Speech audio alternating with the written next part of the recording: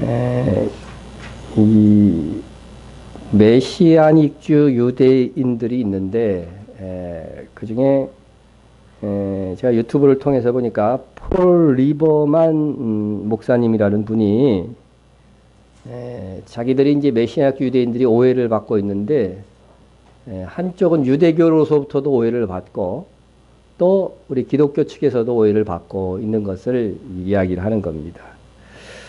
유대교로부터 받는 오해는 첫 번째로 유대교가 메시아닉주들을 가장 반대하는 이유는 그들이 메시아에 대한 전통적인 관념 때문입니다. 예수님을 메시아라 여기며 그분을 하나님으로 믿는 메시아닉주를 이해를 못한다는 거죠. 이거는 오해가 아니고 사실이에요. 사실은 이분이 오해라고 말을 했는데 사실이죠. 그러니까 정통 유대인들은 다시 오실 메시아가 하나님이다 이런 개념을 못 갖고 있다는 거죠. 그러나 메시아닉주 유대인들은 예수님이 곧 하나님이시다. 하나님의 아들은 곧 하나님이신 거죠. 그렇게 지금 보는 거죠. 그래서 유대교에서는 그런 오해를 갖고 메시아닉주 유대인들을 아주 너희들은 잘못 믿고 있다 그랬는데 지들이 잘못 믿고 있는 거죠. 정통 유대인들이 잘못 믿고 있는 거죠. 두 번째는 예수를 믿는다고 하면서 이 메시아닉주들이 유대인적인 삶을 그대로 유지한다는 거죠. 안식일도 지키고 또 그렇게 그런 유대교에 가면 그들이 그렇게 유대적인 삶을 사는 것은 유대교에 가면을 쓰고 유대교를 전도하기 위한 목적이지 그거 진실이 아니라는 거죠. 진실이 아니다. 이렇게 본다고 하는 거죠. 그러나 메시아닉 유대인들은 예수 그리스도를 믿었어도 여전히 우리는 특별한 하나님이 선택한 그 장자 유대인이기 때문에 유대적인 삶을 사는 거다. 이제 그렇게 주장을 하는 거죠. 그리고 이제 기독교 측으로부터 받는 오해는 뭐냐면은요. 유대인들이 특권의식을 갖고 있다. 선민의식을 갖고 있다. 그런 식으로 이렇게 이제 오해를 한다는 겁니다. 이 목사님의 얘기는 자기는 오히려 우리 개신교, 기독교를 형님뻘로 생각한다는 거예요. 왜냐하면 그동안 복음을 잘 유지하고 있다가 우리에게 전해줬기 때문에 자기도 이방인이 전도해서 예수 믿었다는 거죠. 여러분 복음이 이스라엘이 거절해서 어디로 넘어갔어요? 이방인에게 넘어갔죠. 이 넘어갈 때 이 복음을 전한 사람들이 누구예요? 유대인이에요. 그게. 여러분 잘 아셔야 돼요. 그런데 이 복음을 쭉 유지하고 있다가 다시 이제 이스라엘이 회개하고 돌아올 거라고 했죠. 그러니까 당연히 여기서는 이방인이 누구를 전도해야 돼요? 유대인을 전도하는 건 당연한 일이라는 거죠. 이치상으로 당연한 일이죠. 그런데 그래서 복음을 전해줬기 때문에 큰형이라고 생각한다. 그런데 이방 교회들은 우리 보고 큰형님이라고 그러는데 우리 메시아닉 유대인 보고 큰형님 장자라고 그렇게 얘기한다는 거죠. 근데 이 목사님도 그거는 잘못 알고 있는 것 같아요. 어쨌든 성경에서 명백하게 출애굽기 4장 22절에서 이스라엘은 내 아들 내 장자라고 표현하기 때문에 이스라엘이 장자의 기능을 못했을 뿐이지 장자권을 가지고 있는 제사장 나라인 겁니다. 제사장 나라인 거죠. 예. 예. 그리고 성경에서 여러분 신자는 영적 이스라엘이죠. 교회가 이스라엘을 대체했다는 말은 틀렸지만 성경을 봐서 우리가 엄밀히 얘기하면 우리는 영적 이스라엘인 것은 맞아요. 그죠? 영적 이스라엘이에요. 그래서 우리가 이스라엘에 대한 모든 구약 성경의 말씀을 우리에게 주시는 말씀으로 받는 이유는 영적 이스라엘이기 때문에 그렇다 하는 것입니다. 그러나 성경은 항상 실제적인 것과 영적인 의미가 따로 있는 거예요. 아셨죠? 그래서 예수님이 로마의 사형수로 십자가에 못 박혀 돌아가신 것은 뭐예요? 유대인으로 오셔서 십자가에 못 박혀 돌아간 것은 실제적인 현상이고 그것을 우리는 영적으로 뭘 봐요? 만민을 위하여서 우리 죄를 대신해서 죽은 거라는 이 영적인 의미를 부여하잖아요.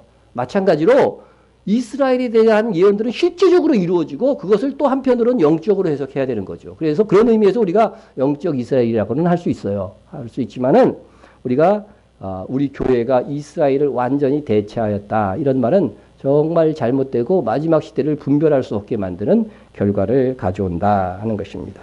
그래서 예수님의 초림에 대한 예언도요, 상징적으로 이루어진 건 실제적으로 하나도 없어요.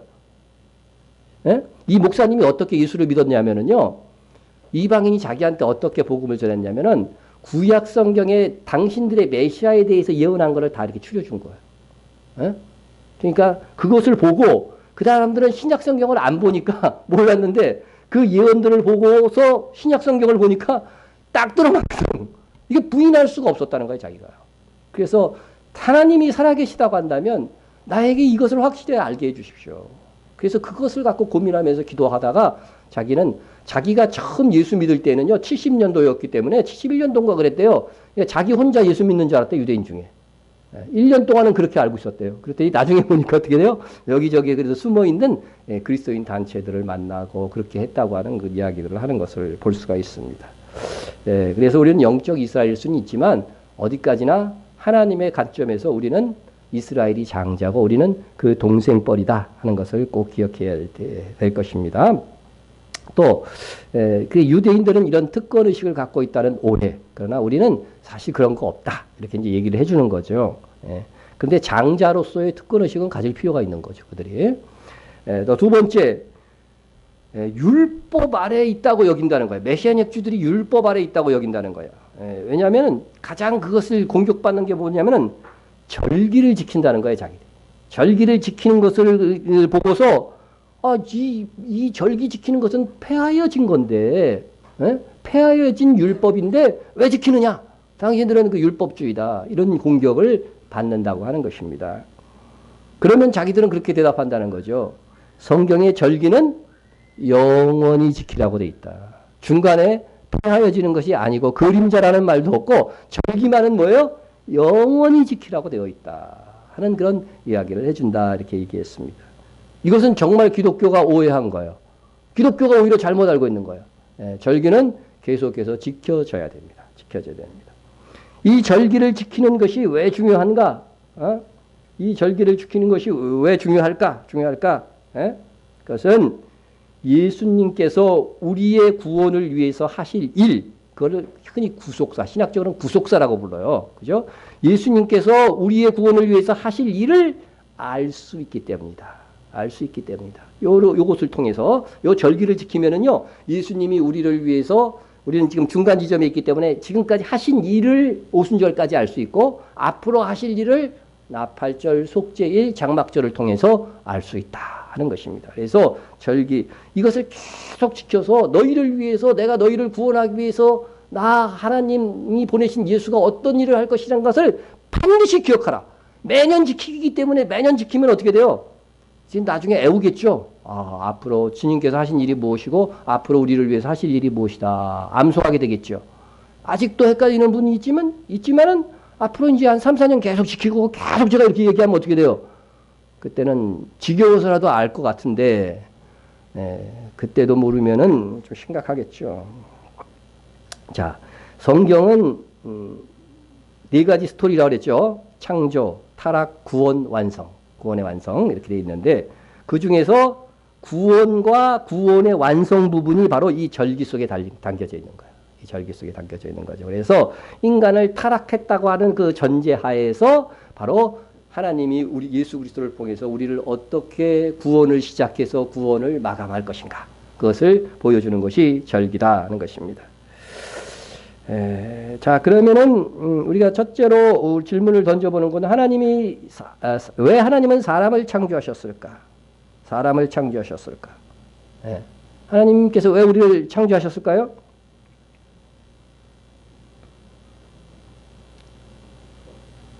그냥 혼자 계시기 심심하셔서 창조하셨어요?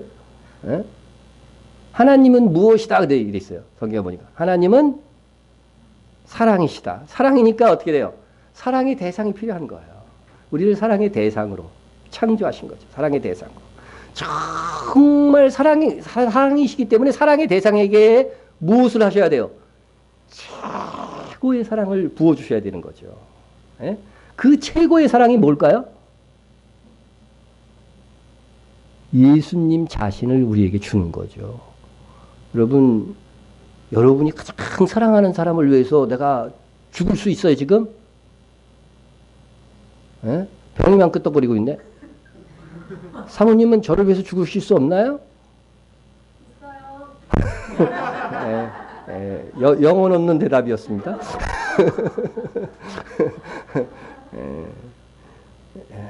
하나님께서 선악과를 따먹을 줄 아셨을까요? 모르셨을까요?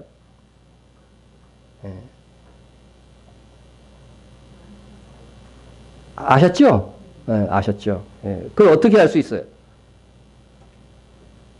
성경을 통해서 우리는 모든 것을 다 버려야 돼요, 사실은. 보시면 이 말씀을 통해서 알 수 있는 거예요. 창세전에 그리스도 안에서 우리를 택하사 이 세상을 지으시기도 전에 그리스도 안에서 우리를 택했다는 거예요. 그것은 무슨 뜻이에요?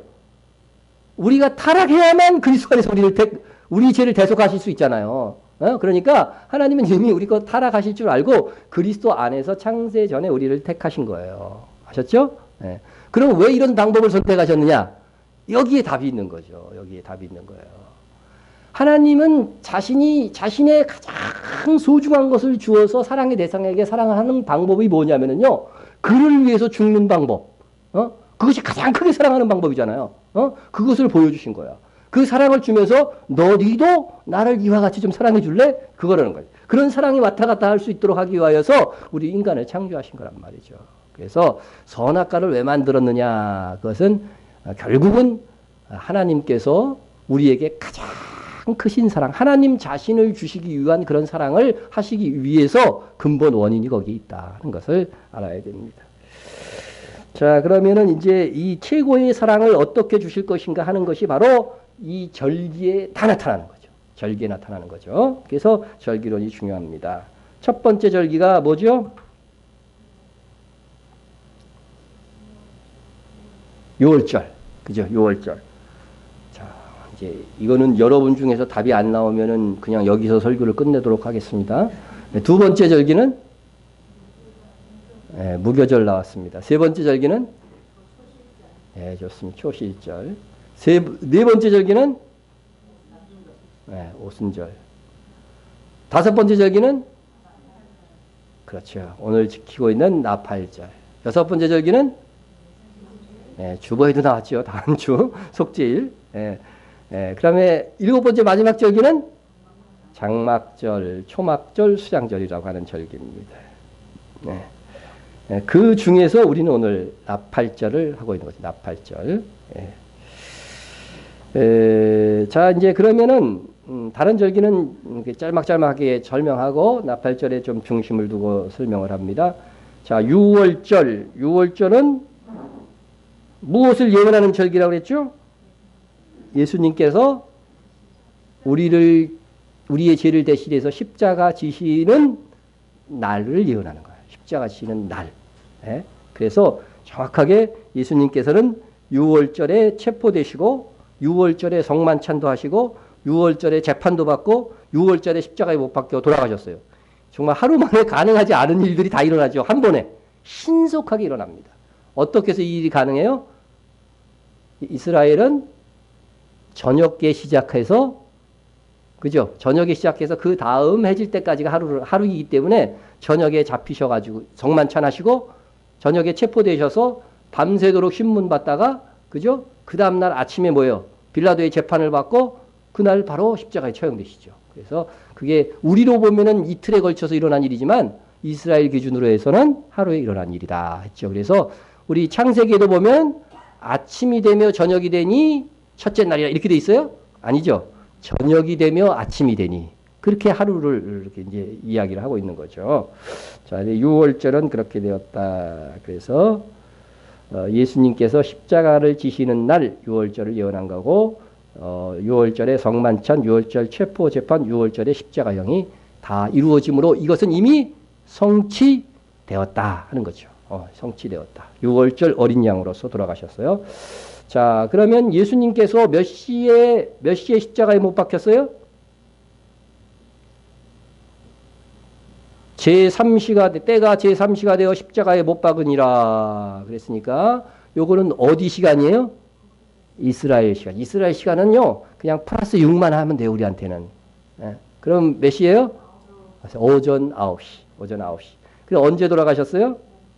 예, 오후 3시에, 오후 3시니까 제9시에 예수님께서 큰 소리를 지르시고 숨지시니라 했으니까 9에다가 플러스 6 하면 몇 시예요? 예? 15시. 오후 몇 시예요? 3시. 오후 3시에. 그래서 십자가에 못 박혀 돌아가셨다. 그래서 유월절을 지킬 때 어떻게 지킨다고요? 유월절 어린 양을 오전 9시에 제3시에 제단불에 묶어 두었다가 바로 죽이는 게 아니라 오후 3시에 어린 양을 잡습니다. 그러니까 유월절 의식이 통일하게 그대로 예수님께 적용된 거죠. 유월절 어린 양으로 예수님께서 십자가에 못 박히셨다. 이 정도는 설명할 수 있어야 돼요, 여러분들. 이런 것들이 다 우리는 몰랐던 건데 메시아닉 유대인들이 자기들이 늘 지키던 유월절이니까 이게 성경을 보면서 예수님이 제3시에 못 박히고 제9시에 돌아가셨다는 게 그들은 어떻게 했어요? 충격적으로 다가오는 거죠. 이거는 정말 유월절 의식 그대로 돌아가셨네? 안 믿어. 우리는 그런 걸 보고 그동안 그런 거 몰랐잖아요. 그죠? 우리 옛날 목사님들한테 이런 설교 들었어요? 안 들었잖아요. 그러니까 그들이 알고 우리들에게 알려주는 거예요. 이런 것들은. 유월절 의식 이렇게 지내는 건데 그대로 됐다고 우리에게 알려줘서 우리가 이게 다 알게 된 거잖아요. 그러면서 우리가 우리 믿음을 더 공격하고 우리가 진리 안에서 더 굳건할 수 있도록 그들을 통해서 우리가 더 풍성하게 지금 되는 거예요. 한편으로는. 응? 두 번째 무교절입니다. 무교절은 무엇을 예언하는 절기다? 그렇죠. 예수님께서 무덤에 들어가심. 예수님께서 죄의 값, 그죠? 누룩을 죄로 표현한다면 죄의 값을 사망으로 담당하시고 부활하는 것까지 무교절 안에 사실 다 있죠. 죄를 없이 하는 과정이 무교절 안에 다 있는 겁니다. 그런데 특별히 무교절을 7일을 지내는 것은 이유가 있어요. 그거는 초실절하고 오순절이 주일에 오게 하기 위함이다 하는 겁니다. 그래서 오늘날 안식일이 주일로 이방인들에게 특별히 전환되는 그런 내용이 이 안에 다 있다 하는 것입니다. 자, 그 다음에 세 번째 절기가 초실절. 초실이 우리나라 말로 하면 뭐라 그랬죠? 천열매 절기입니다.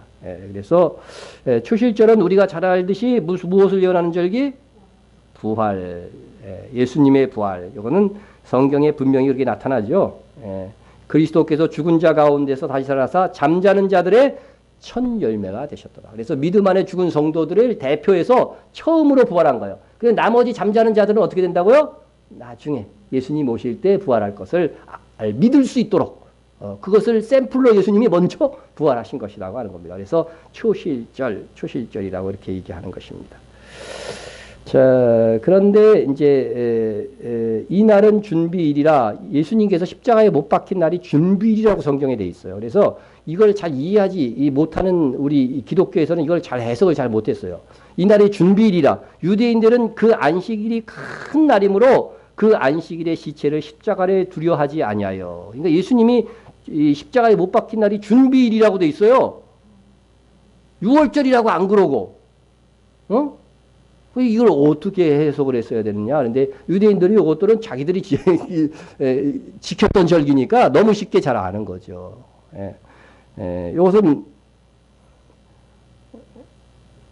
큰 안식일은 여기서 큰 안식일은요 무교절의 첫날을 얘기를 하는 거예요. 6월절 다음에 무교절이 오죠. 7일 동안에.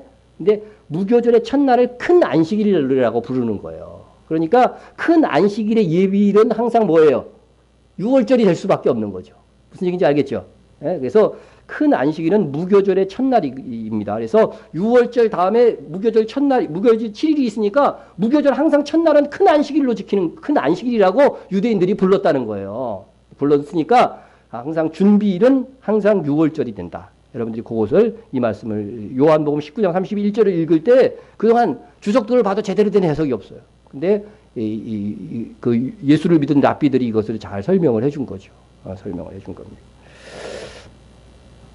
자, 이것도 했었죠. 6월절 이제 그 초실절을 정하는 날짜가 바리새파 주장은 큰 안식일을 기준으로 해서 안식일 이튿날.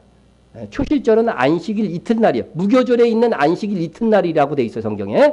근데 안식일 이튿날을 큰 안식일 이튿날이라고 초실절을 정하는 기준으로 그렇게 지켜요. 그런데 요거는 잘못된 거죠.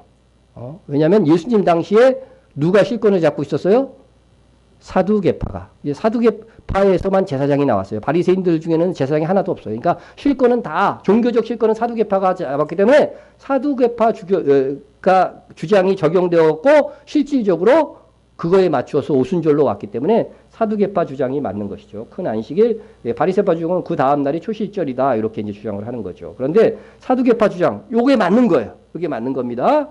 지금 이스라엘이 잘못 지키고 있어요. 현재 이 부분은 사두개파 주장 여러분 큰 안식일이 이제 있고 요 일주일 중에 언젠가는 분명히 뭐가 있겠어요?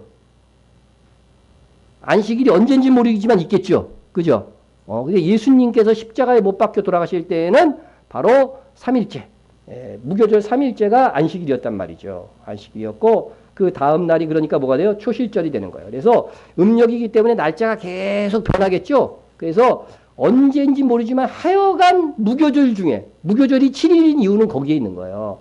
항상 안식일 다음 날이 초실절이 되기 위해서 무교절이 7일이 되어 있는 거죠. 그래서 사두개파 주장으로 하면 일주일 중에 있는 안식일이 항상 있는데 매년 이게 달라지겠죠. 그런데 이 안식일 다음 날이 초실절이 된다. 초실절이 된다. 그래서 사두개파 주장으로 하면 초실절은 항상 뭐예요? 요일로 하면 주일이 될 수밖에 없는 거예요. 그런 특이점이 있다. 그래서 사두개파의 주장이 정확하다. 그걸 말씀을 드리는 겁니다. 자, 그러면 부활절 날짜, 부활절, 이거는 옛날에 했던 거, 이게 다시 또 해야 되나? 지금 현재 춘분 다음 보름 이후 첫 주일로 이렇게 지키죠. 그죠? 지금 부활절 날짜 정하는 날짜가 이렇게 정합니다. 춘분 다음 보름 이후 첫 주일. 이거 성경에 나와 있는 거예요? 없는 거예요? 이건 바벨론 신화에 나와 있는 얘기예요. 그러니까 절대로 이거는 비성경적으로 지금 부활절 날짜가 정해지고 있는데 우리는 이 날짜대로 해요, 안 해요? 안 하고 성경적인 날짜. 부활절은 너무 정확히 쉬운 거예요. 6월절 다음에 오는 주일로 지키면 되는 거죠. 그죠? 그래서 6월절 다음 3일 후에 부활하셨으니까 그렇게 간단하게 정하는 날짜를 왜 춘분 다음 보름 이후 첫 주일이에요. 이게 다 태양신을 섬기는 그런 우상 숭배 사상에서 나온 것이다 하는 것을 여러분에게 말씀을 드립니다. 그래서 6월절 이후 첫 주일이 성경적으로 초실절 날짜다 하는 것을 여러분들이 꼭 기억하시기 바랍니다. 자, 부활절의 영어 이름이 뭐라고요? 요거 이스터데이라고 우리는 이제 말하면 안 돼요. 근데 아무리 찾아봐도 다 이스터데이 돼 있더라고요. 이거는 이스터는 고대 중동 여신의 이름이다 하는 것입니다. 상징물은 계란과 토끼입니다. 이 이스터에. 그래서 이스터는 성경에 나오는 저기 중동에서는 아스타르테라고 그러는데 우리 성경에는 아스다롯이라고 기록돼 있죠. 아스를 의미하는 거고 이집트에서는 이시스로 부르고 그리스에서는 아프로디테, 비너스 뭐 이런 이름으로 이렇게 빌리는 거예요. 그래서 이것은 정말로 잘못된 이름이다. 그래서 우리들이 누룩이 사실 들어와 있는 거야. 누룩이 들어와 있어요. 그래서 부활절 영어 이름도 우리가 잘 알아서 앞으로 뭐 영어로 사용할 일은 별로 없겠지만 우리 계란이나 토끼를 이용해 갖고 부활절을 축하하는 것은 바벨론 신화에서 온 것임을 좀 알아야 됩니다. 근데 또 이제 다른 교회도 다 그렇게 지키는데 우리가 가서 뭐라 그러면은 또 뭐 이상하다고 자꾸 그래가지고서 참 진리를 얘기해도 이상하게 취급받으니까 큰 걱정입니다. 자, 이게 진짜 부활절 영어 명칭이에요. 자, 그 다음에 오순절. 오순절은 무슨 날? 무엇을 예언하는 절기? 성령 강림. 첫 번째 오순절 날에 무슨 일이 있었어요? 첫 번째 오순절 날. 왜 조용하냐? 첫 번째 오순절 날, 첫 번째 6월절 날에 뭐 있었는지는 알잖아요. 그죠? 이스라엘이 그죠? 그 어린 양 잡아가지고서 죽음이 넘어가는. 근데 첫 번째 오순절 날은 무슨 일이 있어서 오순절이 채택이 된 거예요? 성령께서 강림하셨어요. 첫 번째 오순절 날. 오순절 날이 이름에 성령 강림했다고 사도행전 2장에 돼 있죠. 그러니까 첫 번째 오순절 날이 아니죠. 성령 강림전은. 그죠? 오순절 날이 첫 번째 구약 시대에 어떤 날이었느냐고요. 무엇 때문에 처음 지켰냐고. 예? 뭐야? 보리를 추수하는 날이야? 그 보리 추수하는 날은 맞지. 그건 영적인 것을 지금 다 얘기하는 거야. 이거는 바로 모세가 시내산에서 십계명 받은 날, 율법 받은 날이에요. 율법 받은 날. 예? 그러니까 첫 번째 오순절날, 많이 얘기했잖아요. 9월절 첫 번째 오순절날은 하나님의 말씀을 받은 날이고 신약 시대의 첫 번째 오순절날은 성령께서 강림하신 거예요. 그러니까 성령께서 강림하신 이유는 하나님의 말씀을 우리 마음속에서 믿어지도록 하시는 그런 역사를 위해서 오신 거예요. 한 번 구원은 왜 영원하느냐? 이 오순절과 관련이 있다는 거니까, 관련이 있는 거예요. 그래서 성령께서 우리 안에 들어오셔서 이 복음의 말씀들을요, 믿어질 수 있도록 계속 유지시키시는 그런 역할들을 하시는 게 최고의 성령님의 우리 은혜로운 사역이라니까요. 네, 그걸 아셔야죠. 그래서 무엇을 예언하는 절기인가? 성령 강림이지만 이 성령 강림하셔서 성령께서 하시는 일들을 알아야 되죠. 그래서 사도행전 2장 1절에 보면 오순절 날이 이미 이름에 하면서 성령 강림절이 최초의 성령 강림절이 이루어지는 것을 우리가 알 수 있습니다. 그래서 첫 오순절은 구원약을 맺은 날이고 부활절 첫 오순절은 새 언약이 공식적으로 시작되는 날이에요. 그러니까 여러분 구원약과 새 언약이 시작되고 위치도 시내산에서 예루살렘으로 말씀에서 성령으로. 그러니까 말씀이 없어지는 것이 아니라 말씀을 믿어지도록 성령께서 역사하시는 거죠. 그래서 우리가 정말 지금 이 시대에 정말 가장 큰 은혜는 우리가 복음이 믿어지는 역사. 어떤 일이 있어도 복음이 믿어지는 거죠. 의심 없이 믿어지는 거죠. 한 번 예수를 믿은 사람들은. 자, 그러면 여기서 초실절의 첫 열매와 오순절의 첫 열매가 다른 점. 성경에 보면요, 초실절에도 첫 열매들이라고 되어 있고요, 오순절에도 첫 열매들이라고 되어 있어요. 그래서 물론 이제 자, 오순절의 첫 열매는 원어상은 삐쿠림이로 되어 있어요. 삐쿠림. 그래서 이거는 장자라고 하는 뜻이 장자. 자, 오순절의 첫 열매, 그러나 초실절의 첫 열매는 삐쿠림 중에서도 레시트라고 되어 있어요. 레시트. 그래서 성경에 태초에 하는 말이 레시트 그런 말이에요. 레시트. 그러니까 이 레시트는요, 태초에라는 말 속에요, 예수님이 담겨져 있는 거예요. 사실 언어적으로 따지면요, 이런 비밀도 다 있어요. 그래서 레시트는 바로 초실절에는 누가 부활한 거예요? 예수님만 부활한 거잖아요. 그래서 삐쿠림은 이제 한 단을 이렇게 갖고 와요. 그래서 그 중에서 한 이삭을 뽑아갖고 이렇게 드리는 거죠. 초실절에는. 왜? 예수님만 부활하시는 거니까. 이 전체 중에 하나님의 알곡 곡식 중에 예수님만 부활하는 거니까 이 레시트 한 이상만 이렇게 드리는 거라. 그러나 오순절은 어떻게 돼요? 예루살렘에서 이스라엘 중에서 어떻게 돼요? 다수가 어떻게 돼요? 영적, 그죠? 구원을 받은 거잖아요. 그렇기 때문에 그 단 전체를 오순절 날은 드리는 거죠. 그러니까 이 하나하나의 의식 자체에서 사실은 전부 다 예수님께서 하실 일들이 담겨져 있다. 이렇게 보시면 됩니다. 자, 그래서 초실절은 장자 중의 머리라는 의미를 갖고 있고 예수님의 부활을 가리키고 오순절은 이스라엘에게 정령 강림. 이스라엘 모든 무리가 아니라 이스라엘 중에서도 첫 열매들만 구원을 받은 거죠. 자, 그래서 새 언약과 구원약의 차이는 여기 되어 있습니다. 새 언약은 내가 그들의 조상의 손을 잡고 애굽 땅에서 인도하여 내던 날과 맺은 것과 같지 아니할 것은 내가 그들의 남편이 되었어도 그들이 내 언약을 깨뜨렸습니다. 여호와의 말씀이라. 그렇죠. 그래서 구언약은 뭐예요?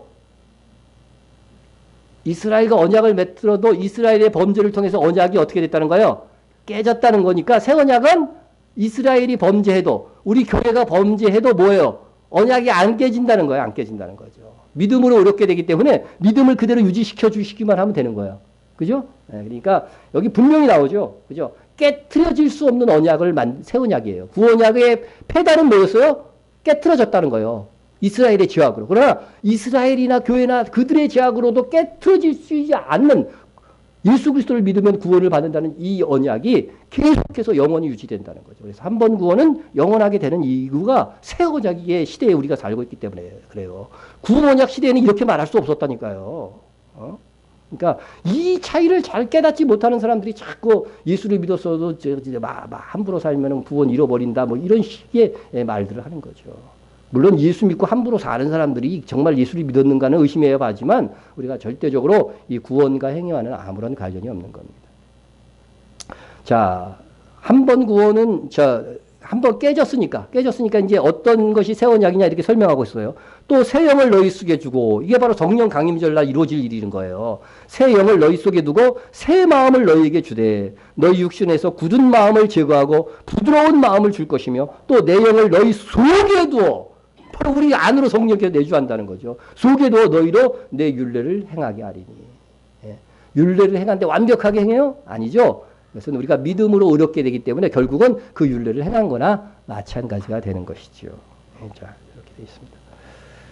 자, 그래서 이제 이 초실절은 초실절에서 시작해서 오순절까지 7주가 지나야 되는 거죠. 그죠? 7주가 지나고 그러면 이제 7주 지나면 어떻게 돼요?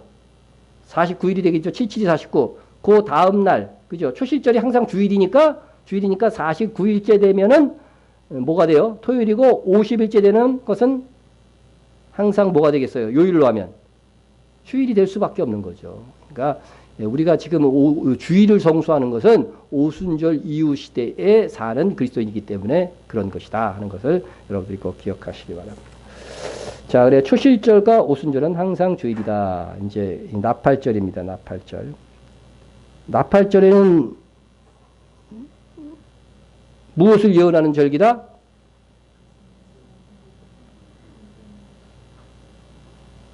예수님의 공중 강림. 죽은 성도들이 이때 어떻게 돼요? 부활하죠. 땅에 있는 성도들은 호련히 변화되고, 그죠? 그래서 죽은 성도들과 땅에 호련히 변화된 성도들이 같이 휴거되는 것이 바로 나팔절에 있을 일이다. 겁니다.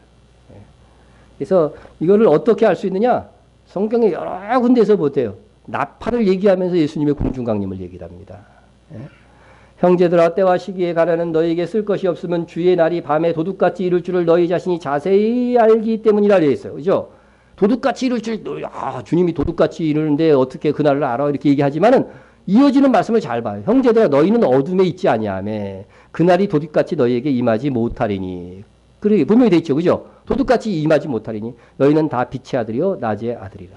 여러분 그래서 우리는 나팔절을 아는 이상 봄에 예수님이 오실까 이제나 저제나 이렇게 생각하던 시대는 지났다는 거예요. 언제 오셔요? 어느 해에 나팔절인지 모르지만 나팔절에 이제 안 오시면 이제 오늘 안 오셨잖아요. 그죠? 그러면 다음 언젠가에 나팔절에 오신다는 이 정도는 안다는 거죠. 우리가 그 정도는 알게 됐다는 거죠. 예수님이 초림하셨을 때 어떻게 돼요? 정확하게 6월절 날짜에 죽으셨죠? 정확하게 6월절의 시간까지 지키셨죠? 부활도 마찬가지, 저희 부활하심도 마찬가지죠. 다 날짜를 지키셨어요. 예언된 날짜를. 마찬가지로 예수님이 재림하실 때도 정확하게 이 절기의 날짜에 맞춰서 오신다는 거예요. 이것을 그래서 계속해서 절기를 지켜가면은 우리는 어둠에 있지 아니하기 때문에요. 도둑같이 너에게 임하지 못한다는 거죠. 예? 회개하라. 만일 일깨지 아니하면 내가 도둑같이 이르리니 어느 때에 내가 이르는지 내가 알지 못하리라. 여러분 이 복음업교에 주신 말씀을 한번 보세요. 너희들이 회개하지 않고 깨어있지 못하면 어떻게 돼요? 도둑같이 임하게 된다는 거예요. 깨어있는 교회가 되어야 도둑같이 임하지 않고 그 오실 때를 알고서 대비한다는 거죠. 예? 그래서 여러분 도둑같이 교회가 예수님께서 도둑같이 왔다. 그런 것은 뭐예요? 예수님으로부터 벌받은 교회만 그렇게 돼요. 아셨죠? 벌받은 교회만 그렇게 될 것이라고 분명히 성경에 보면 나와 있잖아요. 주의 호령과 천사장의 소리와 무슨 나팔 소리? 하나님의 나팔 소리. 이걸 분명히 하나님의 나팔 소리로 친히 하늘로부터 강림하시리니. 그러니까 하나님의 나팔 소리로 친히 하늘로부터 강림하신다는 거죠. 그래서 유대인들은 그럼 하나님의 나팔 소리를 뭘 갖고 하나님의 나팔 소리라고 그러느냐? 그거를 알면은 우리가 성경을 해석하는데 훨씬 더 쉽죠. 그죠? 예. 그리스도 안에서 이때 강림하실 때 무슨 일이 일어나요? 그리스도 안에서 죽은 자들이 먼저 일어나고, 그러니까 죽은 성도의 부활이 일어난다고 그랬잖아요. 그죠? 그 다음에 무슨 일이 일어나요? 그 후에 우리 살아남은 자들도 그들과 함께, 그죠? 우리 살아남은 자들도 어떻게 돼요? 그들과 함께, 죽었다 부활한 성도들과 함께예요. 함께 구름 속으로 끌어올려 공중에서 주를 영접하게 하시리니. 이게 바로 나팔절날 이루어지니. 그리하여 우리가 항상 주와 함께 있으리라. 그래서 항상 주와 함께 있으리라고 그랬으니까 주님이 공중 강림하셨다가 하나님의 전에 가셨다가 다시 지상 재림할 때는 우리도 같이 내려오는 거예요. 여러분. 예. 물론 그때는 땅에 누가 있어요? 유대인 성도들이 주로 있겠죠. 예. 우리는 그러나 천만 성도와 같이 주님이 오신다고 하는 말은 바로 그런 의미예요. 그런 의미예요. 보라 내가 너에게 비밀을 말하니 우리가 다 잠잘 것이 아니요 마지막 나팔에 순식간에 호련히 다 변화되니. 무슨 소리가 나매? 나팔 소리가 나매 죽은 자들이 썩지 아니할 것으로 다시 살고 우리도 변화하리라. 이렇게 돼 있죠. 그래서 우리가 땅에 있는 성도들이 또 휴거되려면 지금 몸을 갖고 휴거되면은 안 되죠. 그죠? 저 상공에 가면 다 죽어. 지금의 몸을. 그러니까 호련히 변화돼야 돼요. 그리고 우리도 어떻게 돼요? 죽은 성도의 부활과 같이 완전히 부활체로 바뀌어야 돼요. 그래서 부활체로 바뀐 다음에 같이 공중으로 강림하게 될 것이다 하는 것이 이 나팔절에 있을 일에 대한 또한 설명인 겁니다. 자, 마지막 나팔이 울릴 때에 눈 깜빡할 사이에 호련히 우리는 변할 것입니다. 표준 세번역으로 봤어요. 그래서 여기 언제 변화돼요? 우리가 눈 깜빡할 사이 호련히. 그러니까 다시 얘기하면은 주님의 공중 강림이 언제 일어나요? 눈 깜짝할 사이에 호련히 일어날 것이다. 이렇게도 볼 수 있는 거죠. 왜냐하면 이건 동시에 있을 일들이니까. 예. 자, 그래서 이상 보면은요, 마지막 나팔, 큰 나팔, 하나님의 나팔 소리, 이게 다 지금 주님이 공중 강림할 때 있을 일들로 성경이 설명하고 있습니다. 그래서 마지막 나팔이 뭐고, 큰 나팔이 뭐고, 하나님의 나팔 소리가 뭐냐, 이걸 따로따로 또 해석하시는 분들이 있어요. 그러니까 다 이게 똑같은 나팔이에요. 똑같은 나팔. 자, 그 나팔 소리가 날 때에 나팔절에는 유대인들이 절기를 지킬 때에 세 가지 나팔을 봅니다. 테키야, 쉐바림, 테루아. 나팔 소리가 다 달라요. 붕붕붕. 또 쉐바림은 따닥, 에스카토처럼 따다다다다 뭐 이렇게 해가지고서 나팔 소리가 다 틀려요. 그런데 이것을 세 번씩 반복해가지고서 총 이제 계속 반복해서 99번을 부는 거예요. 그래서 나팔절에 맨 마지막 나팔 소리가 무슨 나팔이냐면 테키야 하가돌이라고 해요. 테키야 하가돌. 바로 나팔절의 마지막 부는 이 나팔 소리를 큰 나팔 소리라고도 하고 하나님의 나팔 소리라고도 하고 또 무슨 나팔 소리? 네? 마지막 나팔이라고도 하는 거예요. 마지막에 부니까 마지막에 나팔절의 마지막에 부니까 마지막 나팔 소리라고 하는 거예요. 그러니까 요 마지막 나팔이 불 때 나팔절에 마지막 나팔 불 때 누가 오셔요? 예수님께서 오시죠. 참 6월절도 신기하죠. 예수님께서 십자가에 못 박힐 때 어떻게 돼요? 거기서 성전이 보이거든요. 골고다 언덕에서 성전이 보여. 그곳에서 어떻게 해요? 제단불에 어린 양이 묶이고 예수님이 돌아가시는 순간에 그 성전에서는 어린 양이 죽고 있었다는 거예요. 그와 똑같아요. 예. 테키와 하가돌 나팔절에 나팔을 마지막 나팔을 막 불 때에 예수님께서 공중강림 오십니다. 언제? 눈 깜짝할 사이에. 눈 깜짝할 사이는 언제예요? 예, 이게 유대인 하루 일과표인데 눈 깜짝할 사이라고 써 있어요. 이게 유대인이 이거 그대로 가져온 거예요. 유대인이 하루 일과표에. 예? 요 때가 바로 눈 깜짝할 사이라고 불리는 거예요. 막 저녁이 집어드는 거죠. 그죠? 예, 요쪽에 thinking of an eye 해가지고서 눈 깜빡할 사이죠. 깜짝이 아니고 눈 깜빡이에요. 깜빡. 눈 깜빡할 사이에. 예, 그래서 그게 뭘 의미하는 거예요? 낮에서 밤으로 바뀌는 그 순간, 그 시점을 눈 깜빡할 사이라고 합니다. 그래서 그때 주님이 오신다. 요때 무슨 나팔이 불려요? 마지막 나팔이 불리고 하나님의 나팔이 불리고 큰 나팔 소리가 지상에서도 울리는데 정말로 예수님께서 공중강림할 때는 똑같이 하늘에서 그런 나팔 소리가 울리면서 오실 것이라고 하는 거죠. 예?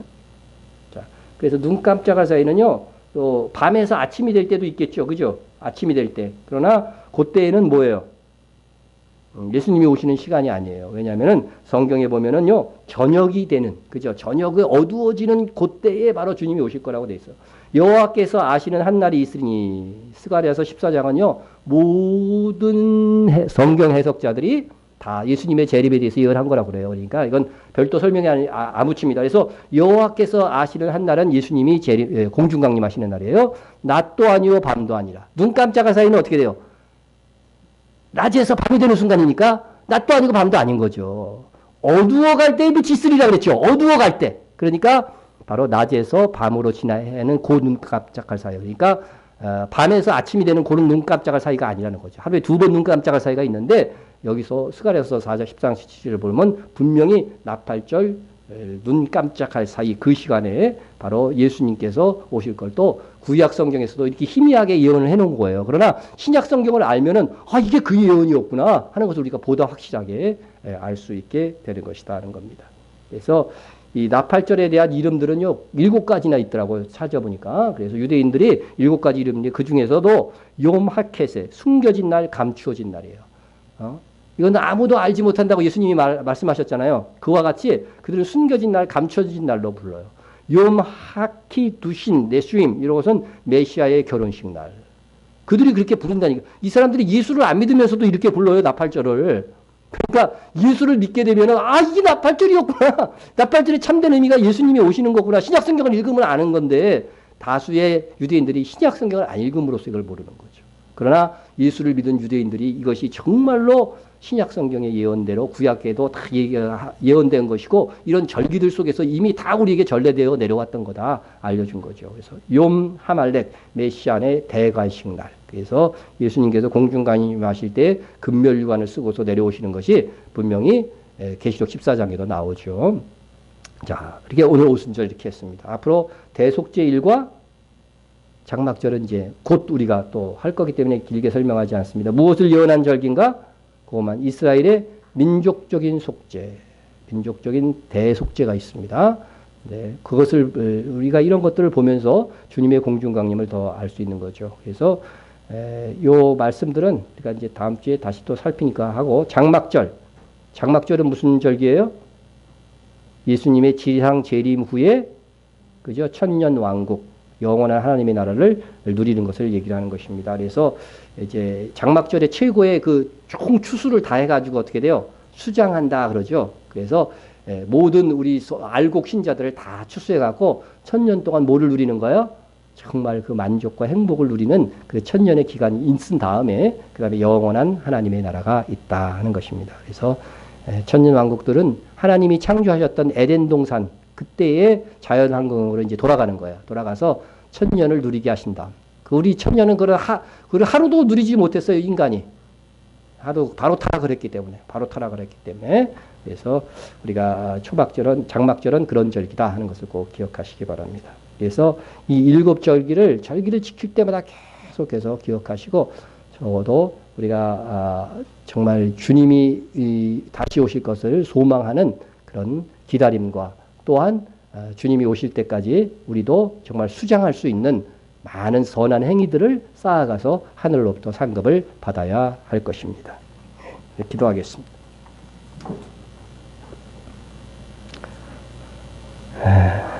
사랑의 하나님 아버지 감사합니다. 오늘 우리와 함께 하신 하나님을 찬양합니다. 우리에게 나팔절을 주사 공중 강림하실 우리 주님을 바라보게 하심을 감사합니다. 이때 우리의 상급이 결정될 것입니다. 아버지 하나님이여 그때까지 우리가 정말 주님의 나라를 위하여서 더욱더 수고하게 도와주시고 교회의 머리이신 예수님의 뜻을 따라서 정말 한 세 사람 교회가 되기를 더욱 힘쓸 수 있는 저희들이 다 될 수 있게 하여 주시옵소서. 나아가서 일주일을 생활할 때에도 나는 그리스도의 신부이다 하는 생각을 가지고 정결한 모습을 갖추며 생활할 수 있도록 도와주시옵소서. 예수님의 이름으로 기도드립니다. 아멘. 주기도로 마칩니다. 하늘에 계신 우리 아버지여 이름이 거룩히 여김을 받으시오며 나라의 임하오시며 뜻이 하늘에서 이루어진 것 같이 땅에서도 이루어지이다. 오늘날 우리에게 일용할 양식을 주옵시고 우리가 우리에게 죄진 자를 사하여 준 것 같이 우리 죄를 사하여 주옵시고 우리를 시험에 들지 말게 하옵시며 다만 악에서 구하옵소서. 대개의 나라와 권세와 영광이 아버지께 영원히 쌓옵나이다. 아멘.